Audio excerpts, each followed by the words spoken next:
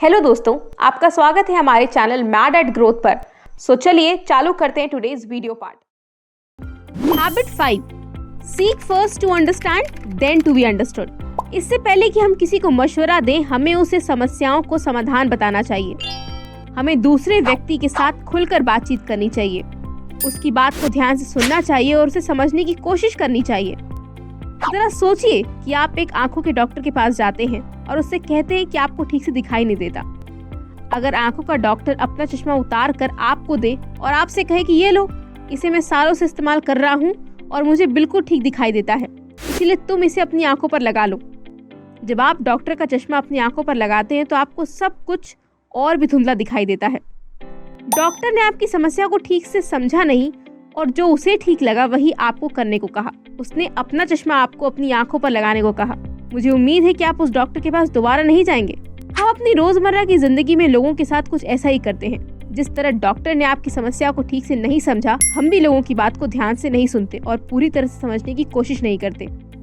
जो बात हमें अपने जीवन में ठीक लगती है वही हम दूसरों को बताते हैं और उन्हें वही करने को कहते हैं। हम उनकी समस्या को ठीक से समझने से पहले ही उन्हें उसका समाधान बताते हैं। हैबिट 5 कहती है कि हमें दूसरों को समझने की कोशिश करनी चाहिए और ऐसा करने के लिए हमें दूसरों की बात सुनने की आदत डालनी पड़ेगी। स्टीफन कोवी कहते हैं कि आपने अपने जीवन के कई वर्ष पढ़ना और लिखना सीखने में लगा दिए, कई वर्ष आपने बोलना सीखने में लगा दिए, लेकिन फिर भी आप दूसरों की बात सुनना नहीं सीखा। आप किसी एक तकनीक का इस्तेमाल करके दूसरों को नहीं समझ सकते। अगर सामने वाले को पता चल गया कि आप उससे जानकारी देने की कोशिश कर रहे हैं तो वो आपसे बात करने में सुरक्षित महसूस नहीं करेगा और आपको अपने बारे में खुलकर नहीं बताएगा। ज्यादातर समय में हम लोग यह चाहते हैं कि सामने वाला हमारी बात को समझे और हम दूसरों की बात उन्हें जवाब देने के लिए सुनते हैं, समझने के लिए नहीं। दूसरों की समस्याओं को समझने के लिए हमें अपनी सोच को थोड़ा बदलना होगा। Empathetic listening. एम्पैथेटिक लिसनिंग का मतलब है दूसरों की समस्याओं को बौद्धिक और भावनात्मक स्तर पर समझने के लिए सुनना। लेखक स्टीफन कोवी कहते हैं कि 10% बातचीत हमारे शब्दों से होती है, 30% बातचीत हमारी आवाज से होती है और 60% बातचीत हमारी शारीरिक भाषा से होती है।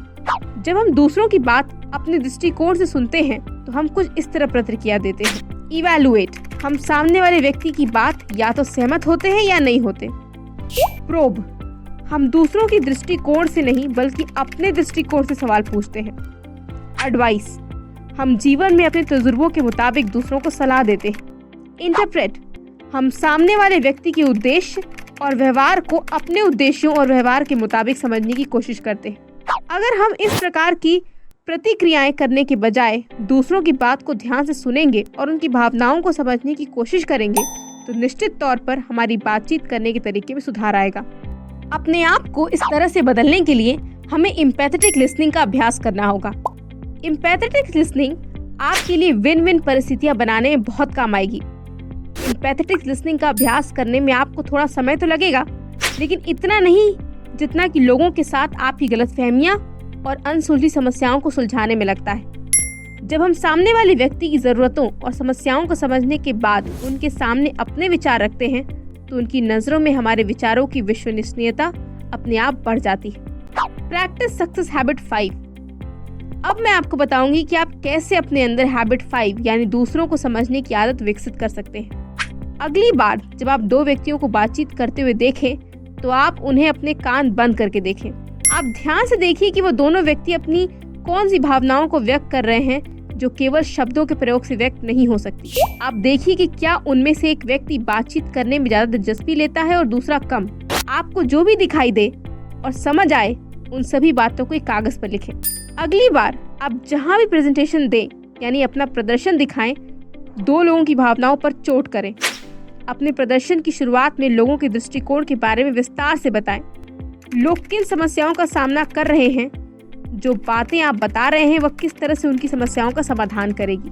सो इस वीडियो के लिए बस इतना ही। अगर आप उन लोगों में से हैं जो ऐसे ही शॉर्ट पार्ट्स में स्किल सीखना पसंद करते हैं तो इसके और पार्ट्स के लिए आई बटन एंड डिस्क्रिप्शन देखना मत भूलिएगा। और अगर आपको वीडियो अच्छी लगी हो तो लाइक कर देना और हमारे चैनल मैड एट ग्रोथ को सब्सक्राइब करना बिल्कुल मत भूलना। मिलते हैं आपसे अगली वीडियो में। Thanks for watching.